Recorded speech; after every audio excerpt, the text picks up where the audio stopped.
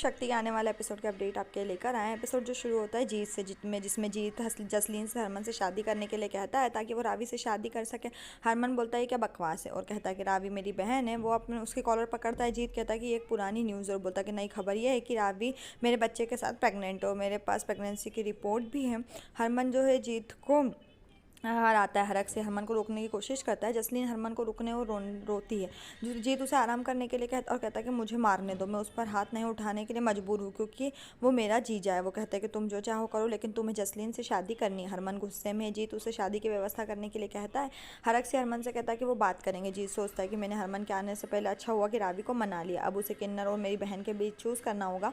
सौम्या ने समीर से कहा कि उसकी माँ उसे व्रत सावित्री पूजा का सामान खरीदना है। समीर बोलता है कि तुम इसे क्यों खरीद रहे हो। सौम्या कहती है हरमन की भलाई के लिए। समीर की माँ ने उसे लेने और सामान खरीदने के लिए कहा और उसे परेशान ना करने के लिए कहा। समीर कहता है कि मैं उसकी बहुत अच्छी तरह से देखभाल करता हूँ और उसे आने के लिए कहता है। वरुण आता है और मनिंदर और उसके परिवार से कहता है कि वे मामा और मामी के पास जाने के बाद भी उनको कुछ फ़ायदा नहीं हुआ। बेबे उसे मामला ख़त्म करने और सामान्य होने के लिए कहती है।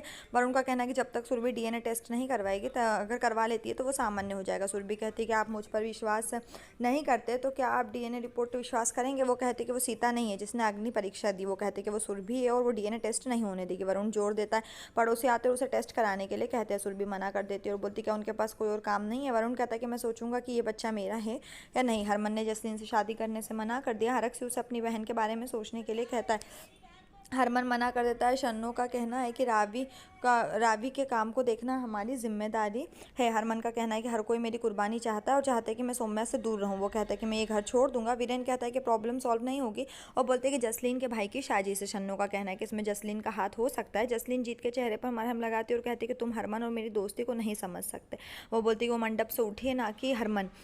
वो कहते हैं कि तुमने रावी के साथ जो कुछ भी किया वो गलत है। जीत कहता है कि मैं हरमन के साथ तुम्हारी दोस्ती को समझता हूँ और बोलता है कि पापा के पास कनाडा में पापा रोज बीपी की टेबलेट खाते हो। जब लोग उनसे बोलते हैं कि तुम अपने पति के साथ कब आ रहे हैं तो वो टेंशन में हो जाती है। जसलीन बोलती है कि उन्हें कब से पड़ोसियों की बातों की परवाह है। जीत उसे याद दिलाता है कि उसने पड़ोसी पर पत्थर फेंका था जब जसलीन को उन्होंने छेड़ा था। वो कहते हैं कि मैं हरमन पर पथराव नहीं कर सकता इसलिए मैंने दूसरा रास्ता ढूंढ लिया। हरमन प्रीतो से बोलता है कि उसने उसे फ़ोन क्यों किया और उसे कहने के लिए प्रीतो का कहना है कि मैंने तुम्हें अपनी बहन के कारनामों के बारे में बताने के लिए बुलाया और कहा कि उसके पाप को धोने की कोई ज़रूरत नहीं है, तुम हमेशा क्यों बलिदान दो। और उसे जाने और सौम्या को ढूंढने के लिए कहता है। रावी घबरा जाती है और हरमन से उसकी खातिर जसलीन से शादी करने के लिए कहती है। वो कहती है कि मैंने तुमसे कुछ नहीं कहा और हरमन को कहने के लिए कहा। हरमन शॉक्ड रह जाता। जसलीन नीचे आती। रावी जसलीन को हरमन को समझाने के लिए कहती है और कहती कि मैंने गलती की और इस बात से बेखबर थी कि जीत तुम्हारा भाई है। वो कहती कि मैं घटनाओं को नहीं बदल सकती लेकिन आप इसे बदल सकते हैं। वो उसे हरमन से सहमत होने और समझाने के लिए कहती है ताकि जीत उससे शादी करे और उसकी इज्जत बचाए। समीर और सौम्या दुकान पर आते हैं। समीर कहता है कि मैं वापस आऊँगा और चला जाता है। सौम्या दुकानदार से सामान देने को कहती है। सौम्या सोचती कि आखिरी सांस तक हरमन की जिंदगी के लिए प्रार्थना करेगी, पूजा करेगी जो एक सुहागन उसके सुहाग के लिए करती है। जीत वहाँ आता और कहते हैं कि जब तुम यहाँ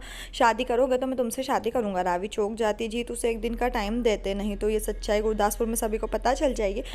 वो हरमन से कहता है कि तुम्हारा दृढ़ संकल्प नहीं तोड़ सकते। समीर वापस आता है और सौम्या से व्रत सावित्री पूजा के बारे में पूछता है। वो बोलती है कि जब उसने दोबारा शादी की और उसकी ज़िंदगी में चले गए तो वो पूजा क्यों कर रही है। वो कहती है कि अगर तुम मुझसे शादी नहीं करना चाहती तो हरमन के लिए पूजा करना गलत है और उसे घर बसाने और आगे बढ़ने के लिए कहता है। वो बोलता है क्या मैंने गलत कहा। सौम्या कहती हाँ, मेरे नाम से उनका नाम हटाना गलत है और कहते हैं हरमन जी मेरी दुनिया है, उनके बिना ज़िंदगी के बारे में सोचना गलत है। उन्होंने मुझे एक पहचान दी और वो उस पहचान को मिटाने के लिए नहीं है जो उन्होंने मुझे दी। वो कहते हैं हरमन जी और मेरे रिश्ते को कोई नहीं समझ सकता।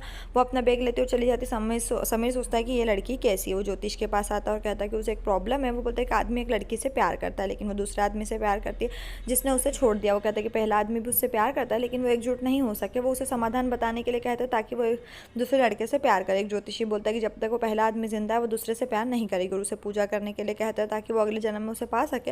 वो उसे सीधे बताने के लिए कहता है कि अपने बारे में बता रहा है ना कि किसी और के बारे में। समीर सोचता है कि उसे पाने के लिए हरमन की जिद हो सकती है और ये उसके लिए सौम्या का जुनून हो सकता है लेकिन सौम्या उसकी ज़िंदगी और वो उसे पाने के लिए कुछ भी करेगा। यहीं पर ये एपिसोड खत्म। नेक्स्ट एपिसोड के लिए हमारे साथ जुड़े रहें, चैनल को सब्सक्राइब करें, साथ में बेल भी प्रेस करें।